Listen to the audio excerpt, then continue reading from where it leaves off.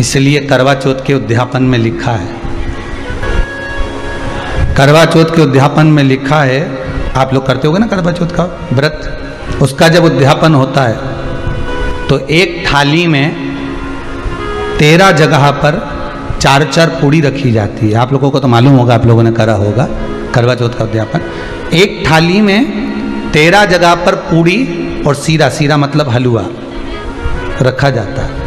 और रखने के बाद में उसके ऊपर एक पत्तल रखकर उस पर सुहाग का वस्त्र, साड़ी, 5 वस्त्र, सुहाग सामग्री सब उस पर रखी जाती है।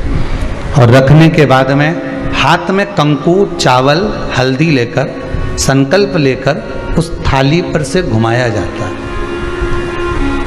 कामना करी जाती है, हे चौथ माता, हे करवा चौथ, हे चतुर्थी माँ, मेरे जीवन में मैंने आपका व्रत करा है, मेरे इस व्रत को स्वीकार करना, मेरा सौभाग्य का, मेरा मांग का सिंदूर, मेरी भाल की बिंदी, मेरे हाथ का चूड़ा, मेरी पाँव की बिछोड़ी, इसको अमर करना माँ। और जो ये वस्त्र मैं दे रही हूँ, इस वस्त्र को मैं जो प्रदान कर रही हूँ चौथ माता, इसको स्वीकार कर कर मेरी भी चुनरी को लाल बनाए रखना।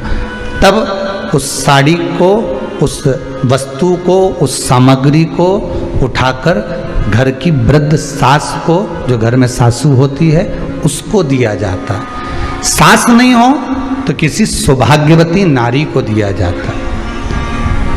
उसके बाद में आप फिर ब्राह्मणों का भोजन कराओ, बड़े प्रेम से बुलाओ और ब्राह्मण ब्राह्मणी का भोजन कराओ। अब आज के ज़माने में जो करवा चौथ का उद्यापन होता है, उसमें जब समाज की माताएं उद्यापन करती है तो केवल स्त्री स्त्री को भोजन करा देती है, पुरुष को नहीं कराती। पर करवा चौथ के उद्यापन में लिखा है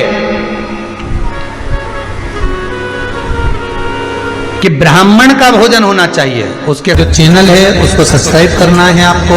उसका एक कारण है, जो उपाय हम लोग कथा के माध्यम से बताते हैं, ये उपाय आपको YouTube के माध्यम से आपके मोबाइल पर पहुंच जाए। साथ सौभाग्यवती नारी आए उसकी पत्नी, पर अपन ने तो सोचा कि चौथ माता को उद्यापन है तो केवल स्त्री स्त्री को खिला दो, उद्यापन का पूर्ण फल मिल जाएगा। नहीं,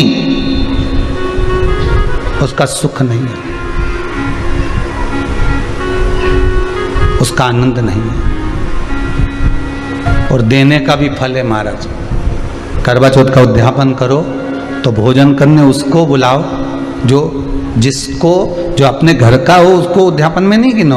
अपने घर के लोगों तो वैसे ही भोजन करेंगे, घर का व्यक्ति तो वैसे ही भोजन करेगा ना, पर अपन ने उन्हीं को गिना। ने हमारी बड़ी जीजी के गिन लो, ने छोटी जीजी के गिन लो, ने भांजी के गिन लो, ने उसके गिन लो, ने उसके गिन लो, ने 13-14 ऐसे इकट्ठा कर लिया, ने साहब ये अपने इकट्ठे हो गए, ये तो अपने हो गए। ये तो तुम उद्यापन करोगे तो घर में इनको तो जिमाना ही पड़ेगा, क्योंकि तुम्हारे रिश्तेदार हैं। दूसरे को जिमा कर जब हम दान देते हैं, दान उसको लगता है जो दूसरे को दिया गया। कई लोग कहते हैं हमने बहन बेटी के दे दिया, तो बहन बेटी क्या दान लेती है? किस पुराण में लिखा है कि बहन बेटी दान लेती है? हमको वो भी बताना कि बहन बेटी दान लेती हो, क्योंकि बेटी तो खुद कन्यादान में जाती है। बेटी का कन्यादान होता है, वस्तु का दान नहीं। बेटी खुद दान में दी जा रही है, कन्यादान में। बेटी कभी दान नहीं लेती महाराज, बहन बेटियां कभी दान नहीं लेंगी। और बहन बेटियों को कह भी देना चाहिए, अगर भाभी बोले कि हमने जीजी को दान है, दान मान नहीं ले रहे हैं, देना हो तो ठाठ से हमारा हक दे रही हो। हम साल भर में आते हैं तो राखी पे साड़ी दे रही हो, ये हमारा हक है, क्योंकि हमारे मकान में रह रही हो,